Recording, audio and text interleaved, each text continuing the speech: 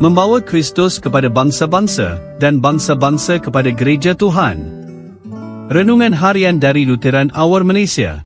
Jumaat, 26 Januari, tahun 2024. Tajuk kita hari ini ialah Pengampunan adalah hadiah dari tempat yang jauh. Teks renungan diambil dari Mazmur bab 103 ayat 11 hingga 12. Kerana sebagaimana tingginya langit di atas bumi, demikianlah limpah kasih-Nya kepada orang yang takut kepada-Nya. Sebagaimana jauhnya timur dari barat, begitulah jauhnya Dia telah membuang keingkaran kita daripada diri kita. Masihkah kamu ingat lagi waktu berpindah rumah? Kamu mengemas semua barang-barang ke dalam setiap kotak. Kamu akan menimbunkan semua kotak-kotak ini setinggi yang boleh. Tiba harinya, kamu akan memuatkan kesemuanya ke dalam lori.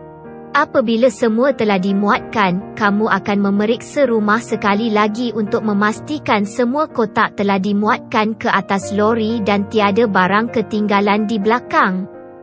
Ya, semua beres dan kamu akan berlepas dari situ. Kamu telah tinggalkan rumah lama dan mungkin juga masalah lama di situ.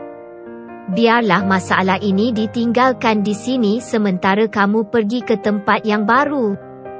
Kamu bertolak jauh dari situ dengan harapan masa silam kamu tidak akan mengikut juga. Ini harapan yang bagus tetapi kita tahu ia tidak benar. Jalanlah sejauh yang kamu boleh tetapi kamu tidak akan terlepas dari masa silam kamu. Mereka mempunyai cara untuk kembali semula kepada kamu. Alangkah indahnya jika kamu boleh menjauhi diri dari kesilapan masa silam kamu. Di sini ada berita baik. Kita tidak perlu menyelinap keluar waktu malam untuk menjauhkan diri darinya. Tuhan menjadikan jarak itu pengampunan hati kita. Bila Tuhan mengampuni kita, Dia memindahkan dosa begitu jauh dari kita.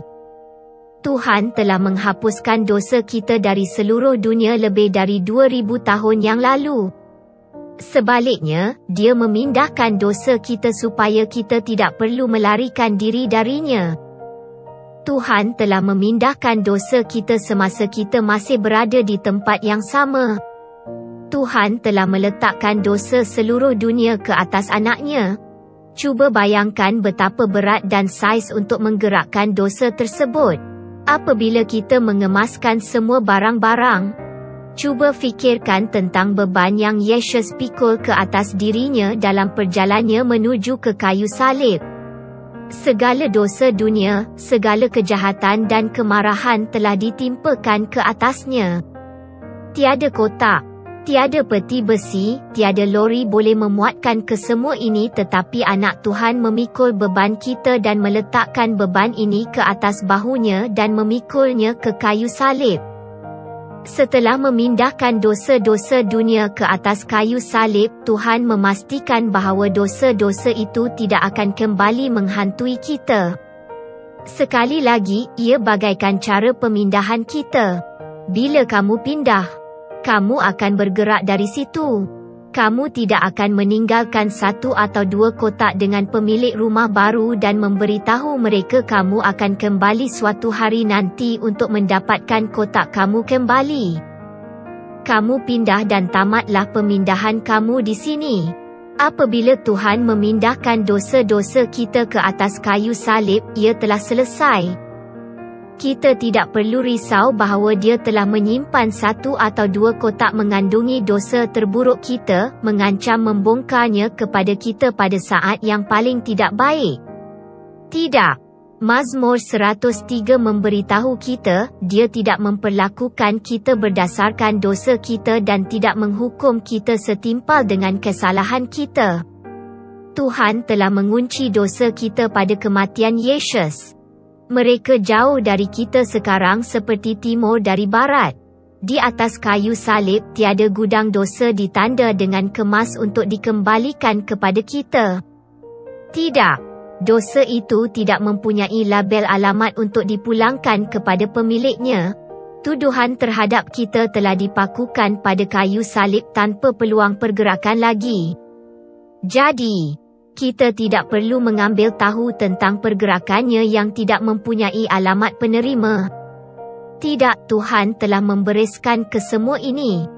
Tuhan Kristus telah mengambil semua dosa dunia dan memindahkan kepada dirinya sendiri. Sekarang, kita hidup dalam pengampunan Tuhan, satu hadiah indah yang datang kepada kita dari jauh. Kita hidup di rumah Tuhan dalam kedamaian. Kotak-kotak yang kita bukakan sekarang adalah kotak yang Tuhan telah sediakan untuk kita, iaitu anugerah kedamaian, harapan dan kasih. Karunia-karunia ini tetap bersama kita sementara dosa-dosa kita telah dipindah jauh, terpaku pada kayu salib. Kita berdoa, Bapa Syurgawi, terima kasih kerana memindahkan dosa kami sejauh timur dari barat. Kami tidak perlu melarikan diri tetapi selamat bersamamu telah diampuni melalui salib Kristus. Kami berdoa dalam nama Yesus. Amin.